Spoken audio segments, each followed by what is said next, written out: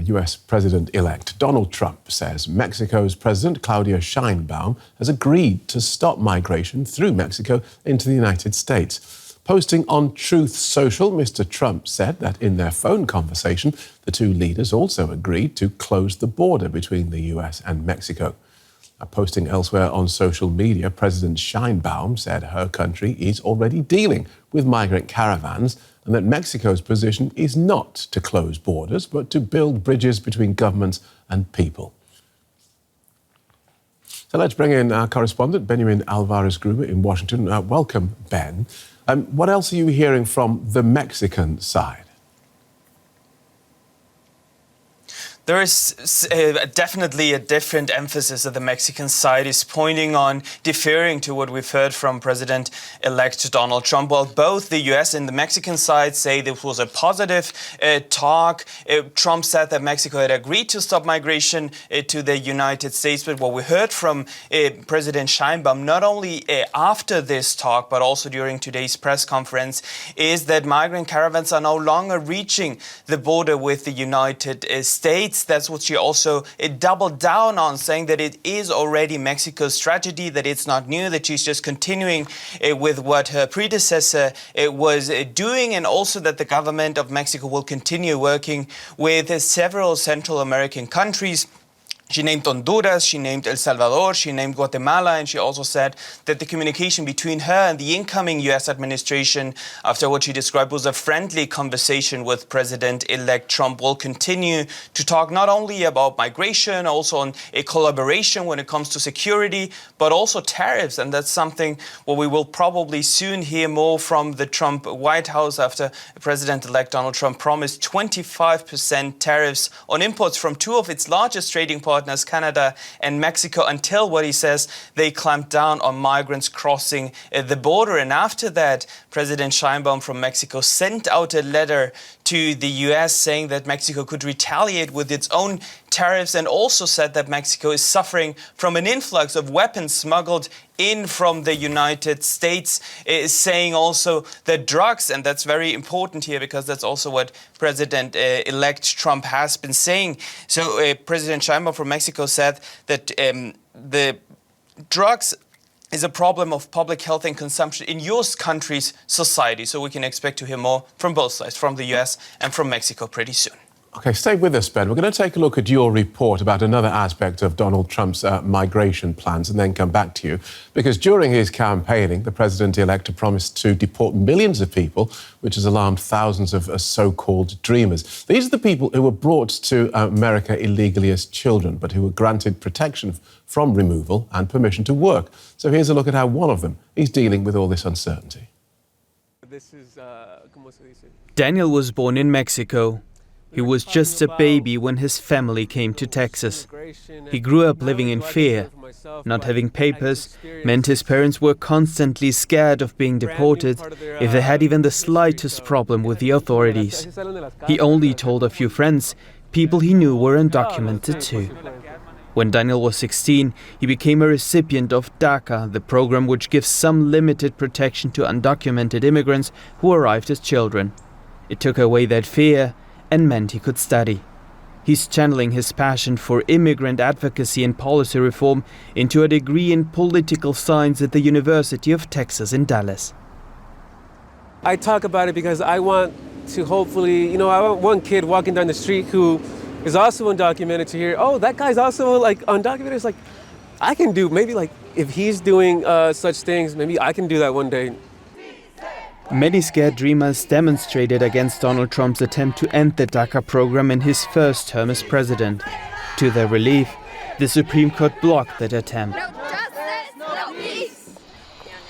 This time around, Daniel feels more empowered.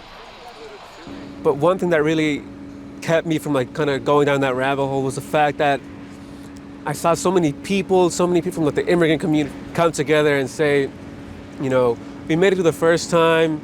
We're gonna, survive the second time around. He's working as an intern at Legal Aid DC, a group that gives legal assistance to low-income immigrants. He's the best example of why we need to fix our Birkin system. Rarely do we have undergrad interns, but Daniel was so extraordinary. His passion and knowledge for someone so young on immigration policy was so impressive. I've seen emails, but They're preparing for worrying times and expect many people will come to them for advice. we anticipate, based on my experience in the past, we anticipate there'll likely be a spike in December, January, and throughout the next couple of years. We are a country of immigrants, and our role at Legal Aid, just, my ethos is that we're going to just make sure that everyone can pursue the protections they're entitled to, because everyone should feel welcome here. Daniel hopes to see a shift in how migration is usually discussed in the US towards acceptance. You'd be surprised. You'd see them everywhere you go, whether it be construction, working in your favorite restaurants, going to school with you.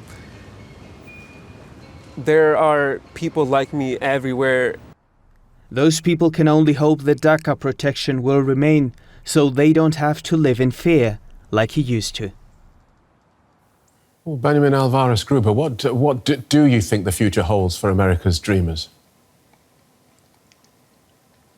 So this program has been subject of years of court battles. There was a lawsuit in Texas, other Republican-led states that opposed this policy, and while it's not clear if President-elect Donald Trump will try once again to cancel the program, and if that happens, and that's also one of the big questions, is how would the Supreme Court react? Would they decide different this time around? So there is uncertainty for many of them, and that's also what we heard from Legal Aid DC, this NGO that we saw there in the report, is that they suggested that those who can renew their DACA applications already should do that as long as they can, because they hope that even if they don't follow up with initial DACA application, there won't be an end to end the benefit for those who already have it. But there are something like 11 million undocumented migrants in the US. Does the country actually have the resources to deport them all? That's a very good question. Also, what it would mean when the incoming administration speaks about the biggest deportation campaign in American history. There is an undocumented person in every 25 households in the US. Those are the estimates. But what we can expect is that Trump will mobilize agencies across the US government to help deport a record number of migrants. He also increased pressure on so-called sanctuary jurisdictions, so cities or states to cooperate. But of course, the ideas always look different in reality. What could happen quite quickly is for the new administration to cancel, for example, humanitarian parole for people who received it, for this temporary protected status, also limited status for people that came under a program for Cubans, for Venezuelans, for people from Haiti, from Nicaragua. And what the new administration could also try to do is to expand detention facilities. There is a very old law here in the US that could override due process and also justify using military support for arresting and holding people without legal status. And if you look at what many people within Trump's team have said, they signal seriousness about this enforcement. If we listen, only to give you one example, Tom Homan, who Trump appointed as his so-called border czar, who was already at the southern border, he has indicated that workplace raids could happen. And when he was recently interviewed on if family separations could be avoided actually during this mass deportations, particularly in the case of US citizen children with undocumented parents, he responded, families can be deported together. So huge logistic, very difficult, but it remains to be seen how far they can go with one of their main campaign promises. OK, thanks, Ben. That's Benjamin Alvarez-Gruber in Washington, D.C. During his election campaign, Donald Trump threatened mass deportation of migrants living in the US without legal permission. This has created panic in some communities. Our correspondent, Aya Ibrahim, looks at the implications of such a move. It was one of Trump's big promises. Throughout the campaign, he rallied voters with the pledge to launch, quote, the largest deportation program in American history on day one of his administration. As president-elect, Donald Trump has already made several key hardline immigration choices to serve in his cabinet, tapping former acting U.S. Immigration and Customs Enforcement Director Tom Homan as border czar, as well as nominating South Dakota Governor Kristi Noem to be Homeland Security Secretary. But what would it take for Donald Trump to deliver on his mass deportation promise? Let's take a look at some facts. There are an estimated 11 million undocumented immigrants living in the United States. They make up a little over 3% of the country's population. Removing that many people would be a large and costly undertaking. Experts at the American Immigration Council, a Washington, D.C. research and advocacy group, estimate that it would cost the U.S.